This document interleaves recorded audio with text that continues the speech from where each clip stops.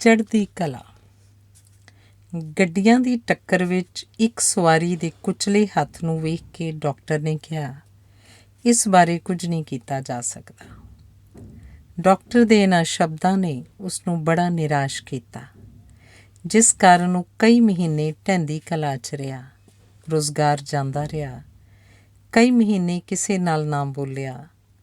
ਇੱਕ ਦਿਨ ਉਸ ਨੂੰ ਅਚਾਨਕ ਖਿਆਲ ਆਇਆ ਕਿ ਇਵੇਂ ਕਿਵੇਂ ਚੱਲੇਗਾ, ਮੈਂ ਤਾਂ ਹੱਥ ਹੀ ਗਵਾਇਆ ਹੈ।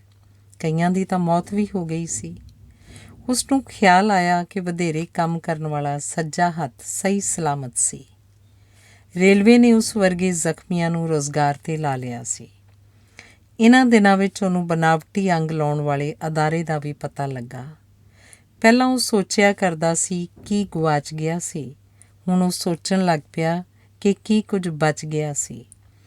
ਉਸ ਮਗਰੋਂ ਹਾਦਸਿਆਂ ਵਿੱਚ ਜ਼ਖਮੀ ਹੋਣ ਵਾਲਿਆਂ ਨੂੰ ਮਿਲਣਾ, ਉਹਨਾਂ ਨੂੰ ਹੌਸਲਾ ਅਤੇ ਪ੍ਰੇਰਨਾ ਦੇਣੀ ਉਸ ਦਾ ਅਸਲੀ ਰੋਜ਼ਗਾਰ ਬਣ ਗਿਆ, ਕਿਉਂਕਿ ਇੰਨੇ ਵਿੱਚ ਉਸ ਨੂੰ ਇੱਕ ਹੀ ਹੱਥ ਨਾਲ ਸਾਰੇ ਕੰਮ ਕਰਨ ਦੀ ਮੁਹਾਰਤ ਹੋ ਗਈ ਸੀ।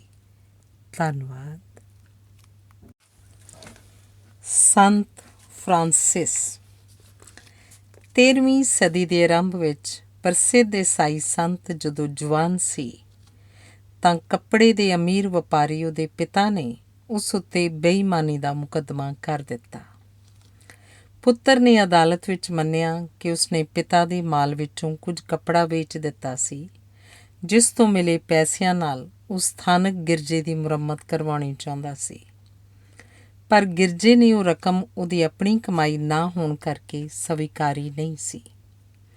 ਪੁੱਤਰ ਨੇ ਅਦਾਲਤ ਵਿੱਚ ਉਹ ਰਕਮ ਪਿਤਾ ਨੂੰ ਦੇਣ ਦੀ ਪੇਸ਼ਕਸ਼ ਕੀਤੀ ਅਤੇ ਕਿਹਾ ਕਿ ਜਿਹੜੇ ਕੱਪੜੇ ਮੈਂ ਪਾਏ ਹੋਏ ਹਨ ਉਹ ਵੀ ਮੈਂ ਪਿਤਾ ਨੂੰ ਵਾਪਸ ਕਰਦਾ ਹਾਂ। ਇਹ ਕਹਿ ਕੇ ਉਹਨੇ ਆਪਣੇ ਕੱਪੜੇ ਲਾਹ ਦਿੱਤੇ। ਪੁੱਤਰ ਨੇ ਕਿਹਾ, ਹੁਣ ਮੇਰਾ ਇੱਕ ਹੀ ਪਿਤਾ ਹੈ, ਪਰਮਾਤਮਾ, ਮੈਂ ਉਸੇ ਦੀ ਸੇਵਾ ਕਰਾਂਗਾ। ਇਹ ਸੰਤ ਫਰਾਂਸਿਸ ਦੇ ਨਾਂ ਨਾਲ ਈਸਾਈ ਜਗਤ ਵਿੱਚ ਪ੍ਰਸਿੱਧ ਹੋਇਆ। ਪਿਤਾ ਨੇ ਮੁਕੱਦਮਾ ਜਿੱਤ ਲਿਆ ਸੀ, ਪਰ ਪੁੱਤਰ ਗਵਾ ਲਿਆ ਸੀ। ਪੱਛਮੀ ਦੁਨੀਆ ਅਤੇ ਈਸਾਈ ਜਗਤ ਵਿੱਚ ਸੈਂਕੜੇ ਸਕੂਲਾਂ, ਕਾਲਜਾਂ, ਨਹਿਰਾਂ, ਸੜਕਾਂ, ਗਿਰਜਿਆਂ, ਗਲੀਆਂ, ਨਗਰਾਂ ਦੇ ਨਾਂ ਫਰਾਂਸਿਸ ਦੇ ਨਾਂ ਵਾਲੇ ਹਨ। ਧੰਨਵਾਦ। ਖੁਸ਼ਹਾਲੀ ਦਾ ਰਾਜ਼।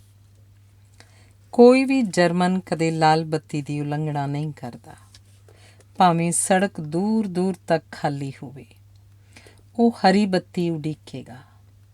ਜਰਮਨ ਸਮੇਂ ਦੀ ਪਾਬੰਦੀ ਕਾਰਨ ਪ੍ਰਸਿੱਧ ਹਨ। ਕਿਸੇ ਥਾਂ ਦੇਰ ਨਾਲ ਆਉਣਾ ਪ੍ਰਵਾਨ ਨਹੀਂ ਕੀਤਾ ਜਾਂਦਾ। ਜੇ ਕਿਸੇ ਨੇ ਮਹਿਮਾਨਾਂ ਨੂੰ ਰਾਤ 8 ਵਜੇ ਬੁਲਾਇਆ ਹੋਵੇ ਤਾਂ ਉਹ 8 ਵੱਜਣ ਤੋਂ ਕੁਝ ਮਿੰਟ ਪਹਿਲਾਂ ਪਹੁੰਚ ਕੇ ਬਾਹਰ ਉਡੀਕ ਕਰਦੇ ਹਨ। ਦਰਵਾਜ਼ਾ ਖੁੱਲ੍ਹਦਾ ਹੀ 8 ਵਜੇ ਹੈ ਅਤੇ ਸਾਰੇ ਮਹਿਮਾਨਾਂ ਦੇ ਪ੍ਰਵੇਸ਼ ਉਪਰੰਤ ਦਰਵਾਜ਼ਾ ਬੰਦ ਹੋ ਜਾਂਦਾ ਹੈ। ਇਸ ਮਗਰੋਂ ਕੋਈ ਨਹੀਂ ਆਉਂਦਾ ਅਤੇ ਕੋਈ ਮਹਿਮਾਨ ਸਵੀਕਾਰ ਵੀ ਨਹੀਂ ਕੀਤਾ ਜਾਂਦਾ। ਜਰਮਨੀ ਸਮੇਂ ਦੀ ਪਾਬੰਦੀ ਕਰਕੇ ਖੁਸ਼ਹਾਲ ਹੈ।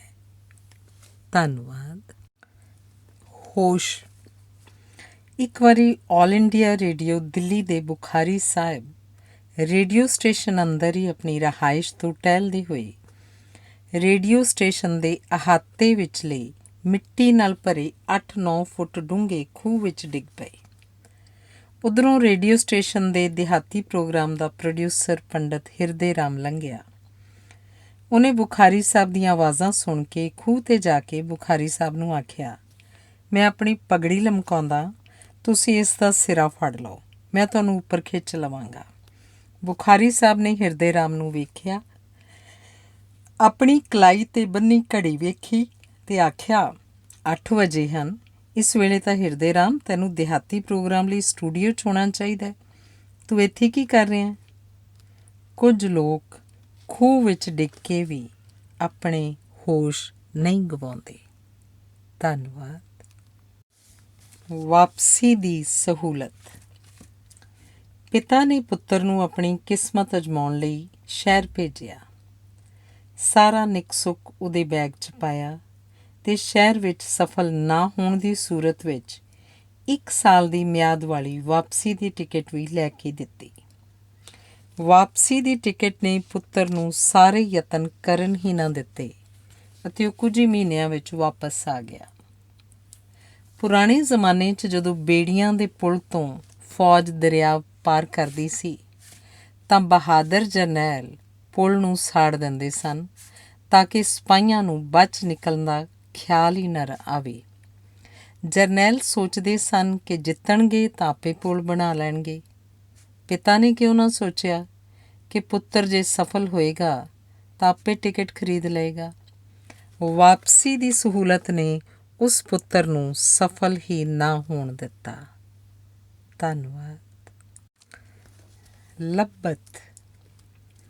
ਪ੍ਰਸਿੱਧ ਲੋਕ ਗਾਇਕ ਰੇਸ਼ਮਾ ਬੀਕਾਨੇਰ ਦੀ ਸੀ। ਉਹ ਕਾਫਲਿਆਂ ਵਿੱਚ ਜਵਾਨ ਹੋਈ ਜਿੱਥੇ ਉਹ ਲੰਮੀ ਹੇਕ ਨਾਲ ਗਾਇਆ ਕਰਦੀ ਸੀ। ਆਪਣੇ ਭਰਾ ਦੀ ਮੰਨਤ ਪੂਰੀ ਕਰਦਿਆਂ ਉਹਨੇ ਹੈਦਰਾਬਾਦ ਸਿੰਧ ਵਿੱਚ ਸ਼ਾਹ ਕਲੰਦਰ ਦੇ ਮਜ਼ਾਰ 'ਤੇ ਦਮਾਂ ਦਾ ਮਸਤ ਕਲੰਦਰ ਵਾਲੀ ਕਵਾਲੀ ਗਾਈ। ਉੱਥੇ ਪਾਕਿਸਤਾਨ ਰੇਡੀਓ ਦਾ ਡਾਇਰੈਕਟਰ ਸਲੀਮ ਗਿਲਾਨੀ ਉਹਨੂੰ ਸੁਣ ਕੇ ਹੈਰਾਨ ਰਹਿ ਗਿਆ। ਉਹਦਾ ਨਾਮ ਪੁੱਛਿਆ ਅਤੇ ਪੁੱਛਿਆ, ਰੇਡੀਓ ਉੱਤੇ ਗਾਵੇਂਗੀ? ਰੇਸ਼ਮਾ ਨੇ ਕਿਹਾ, ਮੈਨੂੰ ਨਹੀਂ ਪਤਾ। ਸਲੀਮ ਗਿਲਾਨੀ ਨੇ ਆਪਣਾ ਕਾਰਡ ਦੇ ਕੇ ਰੇਡੀਓ ਸਟੇਸ਼ਨ 'ਤੇ ਇਹ ਕਹਿ ਕੇ ਬੁਲਾਇਆ ਕਿ ਉਹਦੇ ਸਾਰੇ ਟੱਬਰ ਦਾ ਸਾਰਾ ਖਰਚਾ ਰੇਡੀਓ ਪਾਕਿਸਤਾਨ ਦੇਵੇਗਾ। ਰੇਸ਼ਮਾ ਨੇ ਅੱਛਾ ਕਹਿ ਕੇ ਕਾਰਡ ਆਪਣੀ ਕੁੜਤੀ 'ਚ ਰੱਖ ਲਿਆ। ਕਾਫਲਾ ਘੁੰਮਦਾ ਘੁਮਾਉਂਦਾ 2 ਸਾਲ ਮਗਰੋਂ ਮੁਲਤਾਨ ਅੱਪੜਿਆ, ਜਿੱਥੇ ਟੱਬਰ ਦੇ ਲੋਕਾਂ ਨੇ ਸੋਚਿਆ ਕਿ ਚੱਲ ਕੇ ਕਰਾਚੀ ਵੇਖੀਏ। ਰੇਸ਼ਮਾ ਨੇ ਲੱਭਾ ਕੇ ਸਲੀਮ ਗਿਲਾਨੀ ਦਾ ਕਾਰਡ ਲੱਭਿਆ ਅਤੇ ਪੁੱਛਦੇ ਪੁਛਾਉਂਦੇ ਰੇਡੀਓ ਸਟੇਸ਼ਨ ਵੇਖਣ ਆ ਗਏ। ਪਰ ਦਰਬਾਨ ਨੇ ਅੰਦਰ ਨਾ ਜਾਣ ਦਿੱਤਾ। ਰੇਸ਼ਮਾ ਨੇ ਕਿਹਾ ਕਿ ਗਿਲਾਨੀ ਨੇ ਬੁਲਾਇਆ ਸੀ। ਕੋਲੋਂ ਲੰਘਦੇ ਇੱਕ ਕਰਮਚਾਰੀ ਨੇ ਪੁੱਛਿਆ, ਕਦੋਂ ਬੁਲਾਇਆ ਸੀ? ਰੇਸ਼ਮਾ ਨੇ ਕਿਹਾ, 2 ਸਾਲ ਪਹਿਲਾਂ। ਕਰਮਚਾਰੀ ਨੇ ਕਿਹਾ, ਬਹੁਤ ਜਲਦੀ ਆ ਗਏ ਤੁਸੀਂ। ਕਮਰੇ ਵਿੱਚੋਂ ਗਾਉਣ ਲਈ ਤਿਆਰ ਨਾ ਹੋਈ, ਮਜ਼ਾਰ 'ਤੇ ਗਾਇਆ। ਜਦੋਂ ਰੇਸ਼ਮਾ ਦੇ ਗਾਣੇ ਰੇਡੀਓ 'ਤੇ ਚੱਲੇ ਤਾਂ ਪਾਕਿਸਤਾਨ ਦਾ ਸਾਹ ਖਿੱਚਿਆ ਗਿਆ ਅਤੇ ਸਭ ਪਾਸੇ ਰੇਸ਼ਮਾ ਰੇਸ਼ਮਾ ਹੋ ਗਈ। ਸ਼ੋਹਰਤ ਨੇ ਰੇਸ਼ਮਾ ਲੱਭ ਲਈ ਸੀ।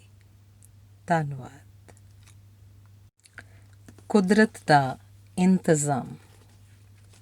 ਜਦੋਂ ਬਰਫ਼ ਪੈਂਦੀ ਹੈ ਤਾਂ ਦੇਖਣ ਨੂੰ ਲੱਗਦਾ ਹੈ ਕਿ ਛੋਟੇ ਛੋਟੇ ਜੀਵ ਬਰਫ਼ ਥੱਲੇ ਦਬ ਕੇ ਮਰ ਜਾਂਦੇ ਹੋਣਗੇ, ਪਰ ਕੁਦਰਤ ਉਹਨਾਂ ਦੀ ਰੱਖਿਆ ਕਰਦੀ ਹੈ। ਜਦੋਂ ਕਈ ਫੁੱਟ ਬਰਫ਼ ਪੈਂਦੀ ਹੈ ਤਾਂ ਬਰਫ਼ ਥੱਲੇ ਇਹਨਾਂ ਜੀਵਾਂ ਦੇ ਸਰੀਰਕ ਨਿੱਘ ਨਾਲ ਛੋਟੀਆਂ ਛੋਟੀਆਂ ਛਤਰੀਆਂ ਵਾਂਗ ਖਾਲੀ ਨਿੱਘੀ ਥਾਂ ਬਣ ਜਾਂਦੀ ਹੈ, ਜਿਸ ਵਿੱਚ ਜੀਵ ਬੜੇ ਆਰਾਮ ਨਾਲ ਰਹਿੰਦੇ ਹਨ। ਬਾਹਰ ਭਾਵੇਂ ਤੂਫਾਨ ਚੱਲਣ, ਅੰਦਰ ਕੁਝ ਪਤਾ ਨਹੀਂ ਲੱਗਦਾ। ਇਹ ਕੁਦਰਤ ਦਾ ਇੰਤਜ਼ਾਮ ਹੈ। ਧੰਨਵਾਦ। ਅਮਰੀਕਾ ਦੀ ਸਫਲਤਾ। ਯੂਰਪ ਰੂੜੀਵਾਦੀ ਹੈ, ਪਰ ਅਮਰੀਕਾ ਨੇ ਰੂੜੀਵਾਦ ਨੂੰ ਸੁਚੇਤ ਰੂਪ ਵਿੱਚ ਰੱਦ ਕੀਤਾ ਹੈ। ਰੱਦ ਤਾਂ ਰੂੜੀਵਾਦ ਨੂੰ ਯੂਰਪ ਵੀ ਕਰਨਾ ਚਾਹੁੰਦਾ ਸੀ, ਪਰ ਰੱਦ ਕਰਨ ਵਾਲੀ ਸੋਚ ਨਹੀਂ ਸੀ। ਅਮਰੀਕਾ ਦੀ ਸਫਲਤਾ ਦਾ ਕਾਰਨ ਇਹੀ ਹੈ ਕਿ ਇਹ ਰੂੜੀਵਾਦ ਦੇ ਸ਼ਿਕੰਜੇ 'ਚੋਂ ਨਿਕਲ ਗਿਆ, ਪ੍ਰਯੋਗ ਕਰਨ ਲੱਗ ਪਿਆ, ਨਵੀਨਤਾ ਅਪਣਾਉਣ ਲੱਗ ਪਿਆ। ਇਹ ਯੂਰਪ ਦਾ ਪਿੱਛ ਲੱਗ ਹੋਣ ਦੀ ਥਾਂ ਸੰਸਾਰ ਦਾ ਆਗੂ ਬਣ ਗਿਆ।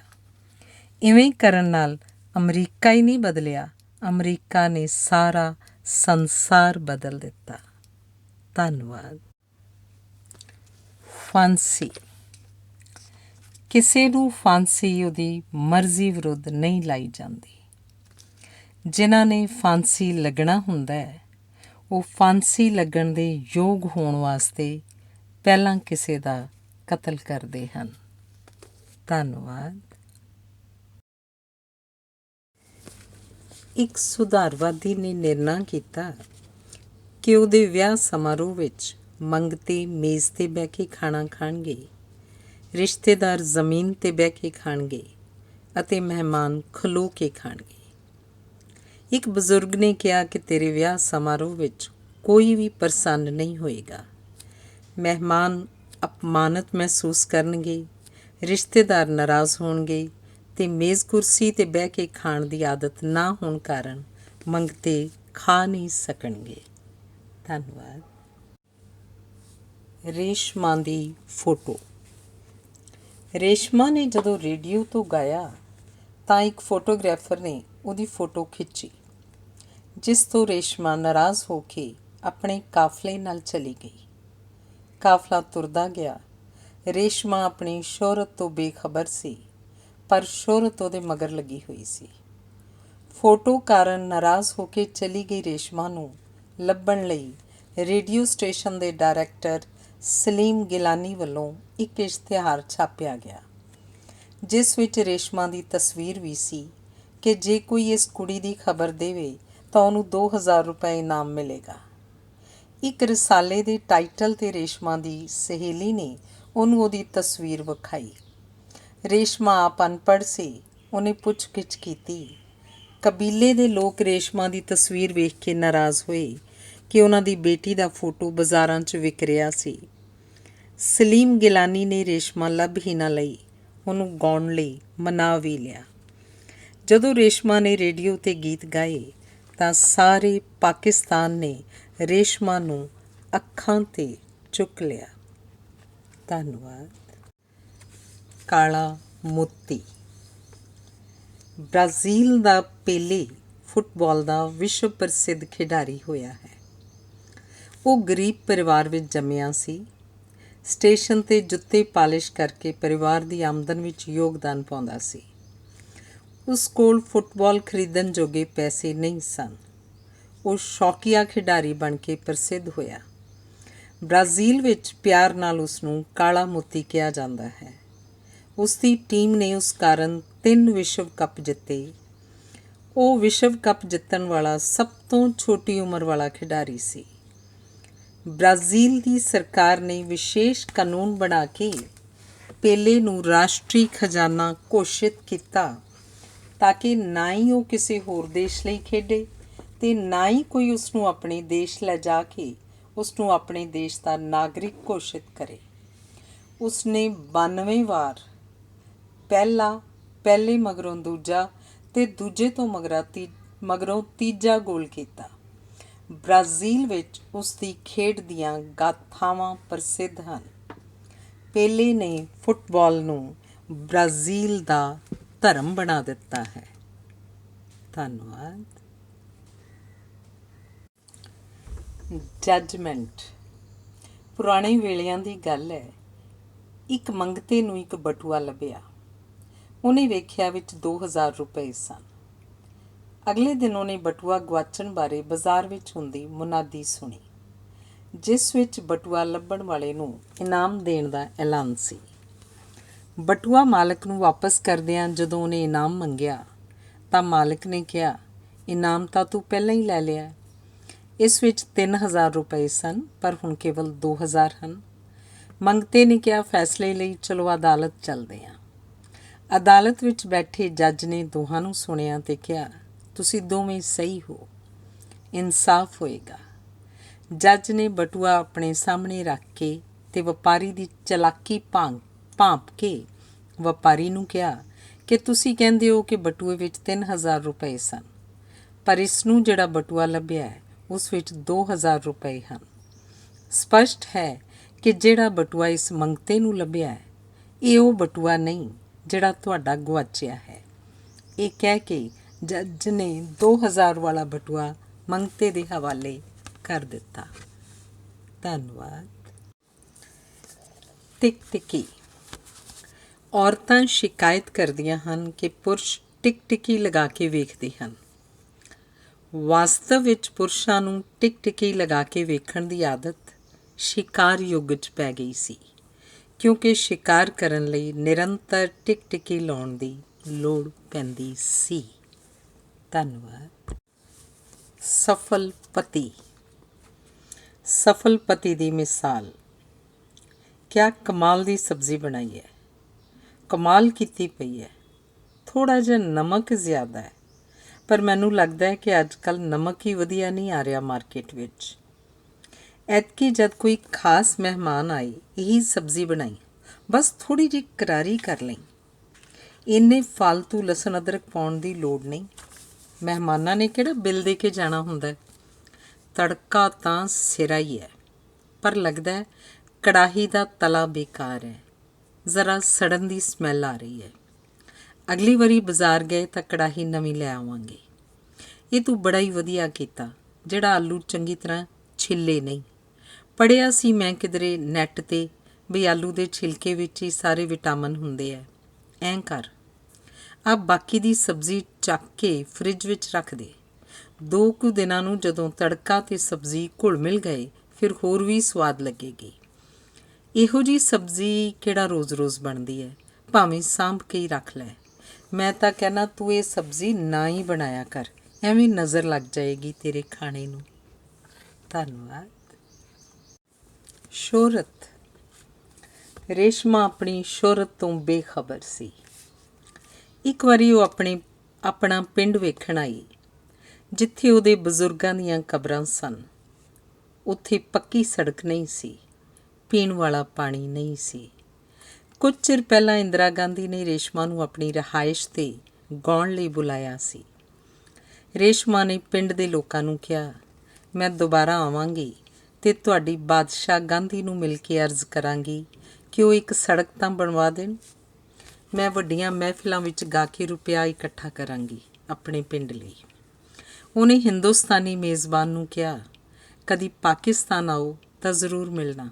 ਮੇਰਾ ਪਤਾ ਲਿਖ ਲਓ। ਮੇਰੇ ਨਾਂ ਨਾਲ ਸਿੰਗਰ ਜ਼ਰੂਰ ਲਿਖਣਾ ਅਤੇ ਇਹ ਵੀ ਲਿਖਣਾ ਨਜ਼ਦੀਕ ਸ਼ਮਾ ਸਿਨੇਮਾ। ਉਹ ਇਸ ਗੱਲ 'ਤੇ ਜ਼ੋਰ ਪਾ ਰਹੀ ਸੀ ਕਿ ਪੂਰਾ ਪਤਾ ਲਿਖਣਾ, ਮਤਾਂ ਚਿੱਠੀ ਗਵਾਚ ਜਾਏ। ਉਸਨੂੰ ਨਹੀਂ ਸੀ ਪਤਾ ਕਿ ਰੇਸ਼ਮਾ ਲਿਖਣਾ ਹੀ ਕਾਫੀ ਸੀ। ਪਾਕਿਸਤਾਨ ਦੇ ਸਭ ਡਾਕੀਏ ਉਹਦਾ ਸ਼ਹਿਰ, ਗਲੀ ਅਤੇ ਮੁਹੱਲਾ ਜਾਣਦੇ ਸਨ। ਦਰਅਸਲ ਜੇ ਕੋਈ ਸ਼ਮਾ ਸਿਨੇਮੇ ਦਾ ਪਤਾ ਪੁੱਛਦਾ ਤਾਂ ਉਹਨੂੰ ਇੰਨਾ ਹੀ ਦੱਸਣਾ ਕਾਫੀ ਸੀ, ਰੇਸ਼ਮਾ ਦੇ ਘਰ ਦੇ ਕੋਲ। ਧੰਨਵਾਦ। 5 ਖਜ਼ਾਨੇ। ਇੱਕ ਸ਼ਰਧਾਲੂ ਨੇ ਬੁੱਧ ਨੂੰ ਪੁੱਛਿਆ, ਮੈਂ ਗਰੀਬ ਕਿਉਂ ਹਾਂ? ਬੁੱਧ ਨੇ ਕਿਹਾ, ਤੂੰ ਇਸ ਲਈ ਗਰੀਬ ਹੈ ਕਿਉਂਕਿ ਤੂੰ ਉਦਾਰ ਨਹੀਂ, ਦਾਨ ਨਹੀਂ ਕਰਦਾ। ਦਾਨ ਕੀ ਕਰਾਂ? ਮੇਰੇ ਕੋਲ ਦਾਨ ਕਰਨ ਲਈ ਕੁਝ ਹੈ ਹੀ ਨਹੀਂ। ਇਹ ਤੇਰਾ ਭੁਲੇਖਾ ਹੈ। ਤੇਰੇ ਕੋਲ 5 ਖਜ਼ਾਨੇ ਹਨ। ਤੇਰਾ ਚਿਹਰਾ ਹੈ, ਤੂੰ ਆਪਣੀਆਂ ਮੁਸਕਰਾਹਟਾਂ ਮੁਫਤ ਵਿੱਚ ਦੇ ਸਕਦਾ ਹੈ। ਦੂਜੇ ਪ੍ਰਾਪਤ ਕਰਕੇ ਪ੍ਰਸੰਨ ਹੋਣਗੇ। ਤੇਰੇ ਕੋਲ ਅੱਖਾਂ ਹਨ, ਇਹਨਾਂ ਨਾਲ ਪਿਆਰ, ਦਇਆ ਅਤੇ ਹਮਦਰਦੀ ਨਾਲ ਵੇਖ ਕੇ ਹੋਰਾਂ ਨੂੰ ਪ੍ਰਸੰਨ ਕਰ। ਤੇਰਾ ਮੂੰਹ ਹੈ, ਮੂੰਹ ਵਿੱਚ ਜ਼ਬਾਨ ਹੈ। ਆਪਣੀ ਬੋਲਬਾਣੀ ਨਾਲ ਦੂਜਿਆਂ ਦਾ ਮਹੱਤਵ ਉਜਾਗਰ ਕਰ, ਖੁਸ਼ ਕਰ, ਉਤਸ਼ਾਹ ਜਗਾ। ਤੇਰੇ ਕੋਲ ਦਿਲ ਹੈ, ਪਿਆਰ ਦਾ ਅਮੁੱਕ ਭੰਡਾਰ, ਭਾਵਨਾਵਾਂ ਦਾ ਸਾਗਰ। ਦੂਜਿਆਂ ਦੀ ਜ਼ਿੰਦਗੀ ਨੂੰ ਪ੍ਰਭਾਵਿਤ ਕਰ। 5ਵਾਂ ਖਜ਼ਾਨਾ ਤੇਰਾ ਸਰੀਰ ਹੈ। ਚੰਗੇ ਕਾਰਜਾਂ ਰਾਹੀਂ ਤੂੰ ਹਰ ਕਿਸੇ ਨੂੰ ਪ੍ਰਸੰਨ ਕਰ ਸਕਦਾ ਹੈ।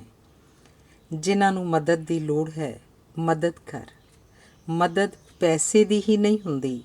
ਨਿੱਕੇ ਨਿੱਕੇ ਕਰਮ ਤੇ ਕਾਰਜ ਬੁਝੇ ਹੋਏ ਦੀਵੇ ਜਗਾ ਦਿੰਦੇ ਹਨ। ਇਹ ਸਭ ਤੇਰੇ ਕੋਲ ਹੈ, ਹੋਰਾਂ ਨੂੰ ਦੇ, ਤੈਨੂੰ ਅਮੀਰੀ ਦਾ ਅਹਿਸਾਸ ਹੋਵੇਗਾ। ਧੰਨਵਾਦ।